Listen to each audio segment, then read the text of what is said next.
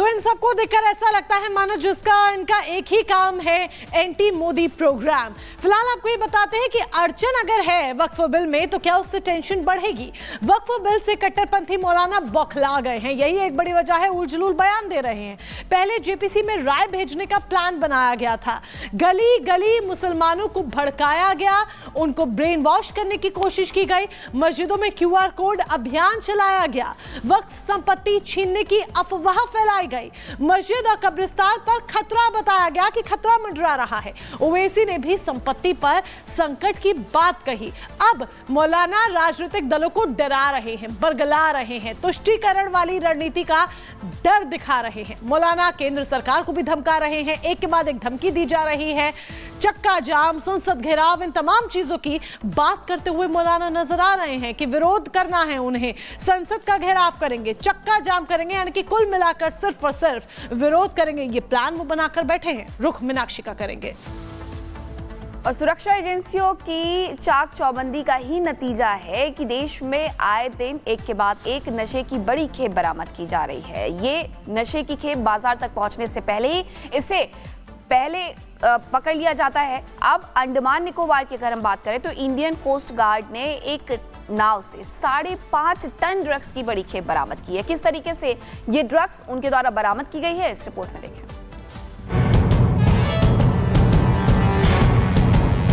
अंडमान निकोबार द्वीप समूह के पास भारतीय कोस्ट गार्ड के दल को नशे के खिलाफ एक बड़ी कामयाबी मिली, जहां पेट्रोलिंग के दौरान कोस्ट गार्ड के जवानों ने 5,500 किलोग्राम ड्रग्स की खेप पकड़ी।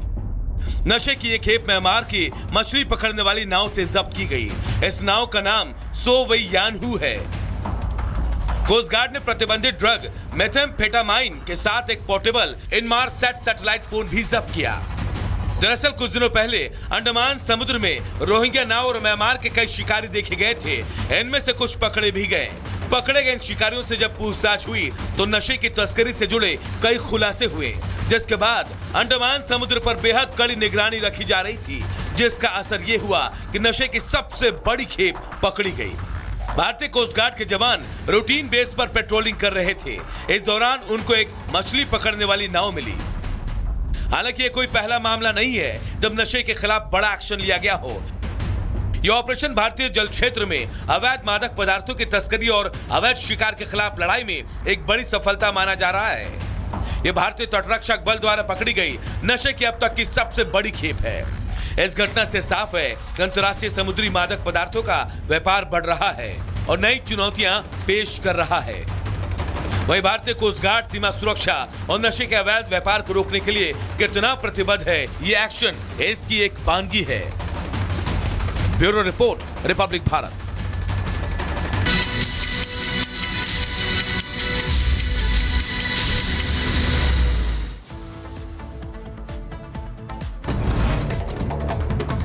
राजस्थान के उदयपुर में विश्वराज सिंह के राज तिलक पर मचा बवाल। सिटी पैलेस के बाहर पथराव के बाद बिगड़ी स्थिति। पुलिस ने विवादित संपत्ति को कुर्क करते हुए रिसीवर नियुक्त किया। पैलेस, मंदिरों और फोर्ट के मालिकाना हक को लेकर यह पूरा विवाद है। सिटी पैलेस के बाहर अफरा तफरी की स्थिति। महल के अंदर से पत्थर और कांच की बोतलें फेंकी गई। हमले में 3 से 4 लोगों को चोटें भी आई। सिटी पैलेस के दरवाजे बंद होने पर विश्वराज सिंह के समर्थकों ने हंगामा किया। भीड़ को तितर बितर करने के लिए पुलिस ने किया लाठीचार्ज। राजसमंद से बीजेपी विधायक है विश्वराज सिंह। संभल हिंसा मामले की होगी मजिस्ट्रेट जांच। 7 दिन में रिपोर्ट दाखिल करने का आदेश। अब तक 7 पर एफआईआर दर्ज, 25 उपद्रवी गिरफ्तार। जामा मस्जिद के व्यवस्थापक से भी हुई पूछताछ। समाजवादी पार्टी का प्रतिनिधि मंडल आज जाएगा संभल। नेता प्रतिपक्ष माता प्रसाद पांडे समेत 12 नेताओं का प्रतिनिधि मंडल करेगा दौरा। हिंसा की जानकारी लेंगे और फिर अपनी रिपोर्ट अखिलेश यादव को देंगे।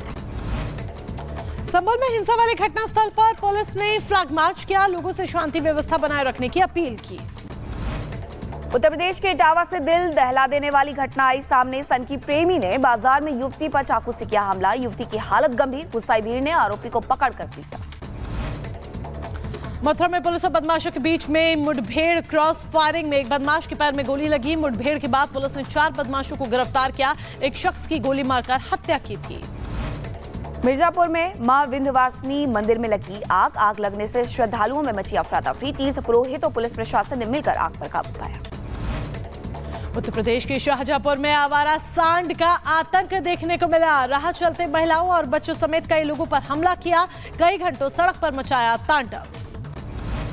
बदायूं में शराबी युवक को बचाने के लिए नाले में कूदा ट्रैफिक पुलिसकर्मी। युवक को नाले से निकालकर अस्पताल में कराया भर्ती। वीडियो सोशल मीडिया पर हुआ वायरल।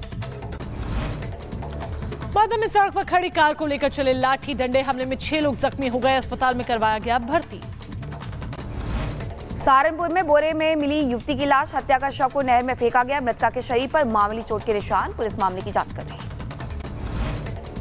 उत्तर प्रदेश के हमीरपुर में गांव के अंदर पहुंचा मगरमच्छ देखकर ग्रामीणों में मचा हड़कंप। वन विभाग की टीम ने मगरमच्छ को पकड़ा। यूपी के बुलंदशहर में भुने हुए चने खाने से दादा पोते की हुई मौत। 2 की हालत गंभीर। खाद्य सुरक्षा विभाग और स्वास्थ्य विभाग की टीम जांच में जुटी।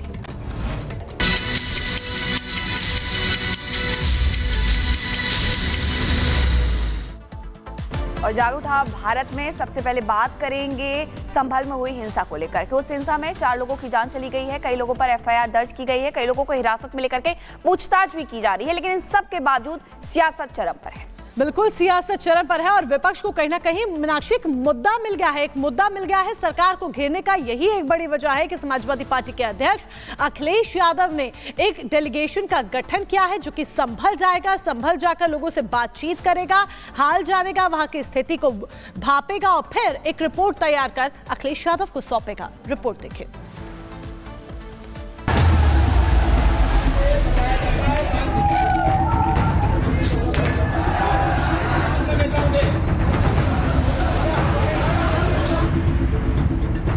संभल में मस्जिद सर्वे के दौरान भड़की हिंसा महज संयोग है या प्रयोग, इसकी जांच जारी है। लेकिन हिंसा पर जिस तरह की सियासत हो रही है उससे विपक्ष की पोल जरूर खुलती नजर आ रही है।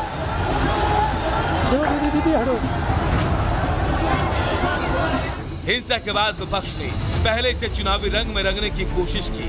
सपा नेता राम गोपाल यादव का ये बयान सुनिए। किसी पक्ष को जज ने फैसला दिया, जो आदेश दिया, उसमें दूसरे पक्ष को न बुलाया न जानकारी। ऐसा कभी होता नहीं। अगर इस तरह से होगा, इस तरह से जज फैसले करने लगे, सारे देश में आग लगा देंगे ये लोग तो। लेकिन जैसे जैसे पुलिस की जांच आगे बढ़ती गई, आरोपियों पर शिकंजा कसता गया। विपक्ष का स्टैंड भी बदला और हिंसा के लिए पुलिस को ही जिम्मेदार बता डाला। अखिलेश के बयान के बाद संभल के सांसद जियाउर रहमान बर्क ने भी अखिलेश के सुर में सुर मिलाया। आप लोगों पे सब वीडियोस हैं, जगह जगह से वीडियोस मिले हैं, कवरेज है पूरा का पूरा कराया गया ये दंगा है। और किसने कराया? सरकार ने कराया। इतनी लापरवाही और अपनी उस चीज को छुपाने के लिए